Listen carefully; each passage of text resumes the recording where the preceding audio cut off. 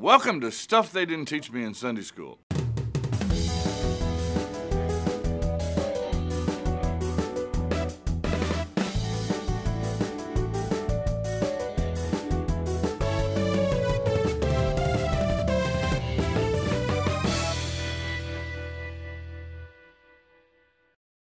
We're told that the key to business is location, location, location.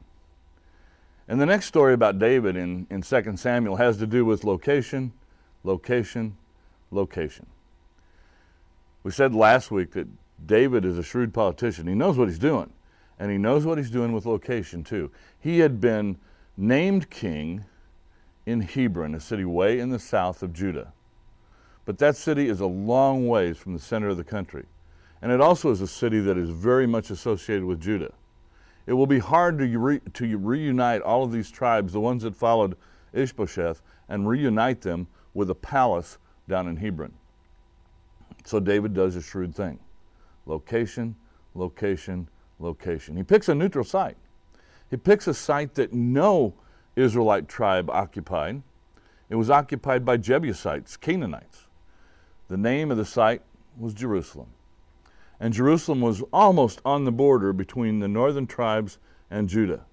So a neutral site, central to the nation, and David moves his political capital there in 2 Samuel chapter 5. In 2 Samuel chapter 6, you have a fascinating story, because not only does he make Jerusalem his physical capital, his government capital, but in chapter 6, he makes it his religious capital. We're told in chapter 6 and verse 3 that they got the ark of God, put it on a new cart, and brought it out of the house of Abinadab, which was on the hill. And they began to bring that ark, that symbol of the presence of God, began to move it to Jerusalem. Interesting thing happened on the way. There are two people who are involved with driving the cart, Uzzah and Ahio. Verse 6, when they came to the threshing floor of Nacon, Uzzah put his hand to the ark of God and took hold of it, for the oxen stumbled. And the anger of Yahweh was kindled against Uzzah, and God smote him there, because he put forth his hand to the ark and died there beside the ark of God. That's a strange story, isn't it? The oxen stumble, it looks like the ark's going to fall off of there, and Uzzah reaches out to steady it, and God kills him instantly. Some have identified this as the sin of helping God. The idea that God somehow needs human help to get his work done. I think it's an illustration for a nation that God is serious about the laws that he's applied to that ark, and in fact to the whole nation. Only the Levites could move that ark, and they moved it with poles through the rings. A common citizen of Israel was not to touch that ark. Now, I don't know if you'll see Uzzah in heaven. Check name tags. I think you might. And I think if you interview Uzzah, he might say, I was just trying to help out, and next thing I knew, here I was. But the point is, touching that ark and God's laws are serious business. Well, David gets angry, and he gets frustrated about that. And so he parks the ark.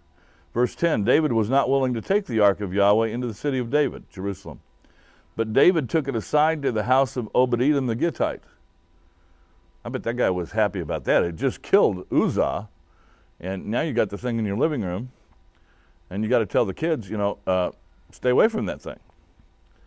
So he parks it in the house of Obed-Edom for a while, and then we're told in verse 11, the ark of Yahweh remained in the house of Obed-Edom the Gittite 3 months, and Yahweh blessed Obed-Edom and all his household. So David now sees that things went well for this guy that was housing the ark, and he decides it's safe to go down and get the ark again.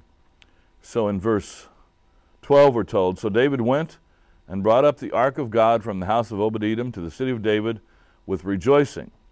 And when those who bore the ark of Yahweh had gone 6 paces, 6 steps, he sacrificed an ox and a fatling. So we're not taking any chances here. We're going to do a sacrifice as we move this thing down. 6 steps, kill an ox and a fatling, sacrifice them.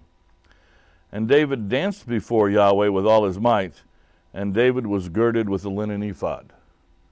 In our modern terminology, we might say that David was mooning the crowd. He was dancing with only a linen apron on.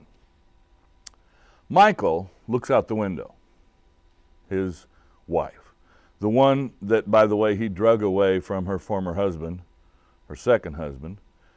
She may not have wanted to come back to David's harem, but we're told in verse 16, as the ark of Yahweh came into the city of David, Michal, the daughter of Saul, looked out of the window and saw King David leaping and dancing before Yahweh, and she despised him in her heart. They bring the ark into the city of Jerusalem. Jerusalem now becomes not only David's political capital, but also the nation's religious capital. And in verse 20, David comes home to his own palace. David returned to bless his household, but Michal, the daughter of Saul, came out to meet David and said, how the king honored himself today. If you don't think there's any sarcasm in Scripture, you got to read this line. How the king honored himself today. Uncovering himself today before the eyes of his servants' maids, as one of the vulgar fellows shamelessly uncovers himself. And David said to Michal, and I don't think he said this very kindly either, it was before Yahweh who chose me above your father. A little pointed statement there. And above all his house, your brother included, to appoint me as prince over Israel, the people of Yahweh. And I will make merry before Yahweh. I will make myself yet more contemptible than this. You ain't seen nothing yet, babe. And I will be abased in your eyes. That you ain't seen nothing yet, babe, was a little bit of a paraphrase there. And Michal, the daughter of Saul, had no child to the day of her death. And I assume it was because David never visited Michal's bed again. She remained his wife. She remained part of the harem. But David and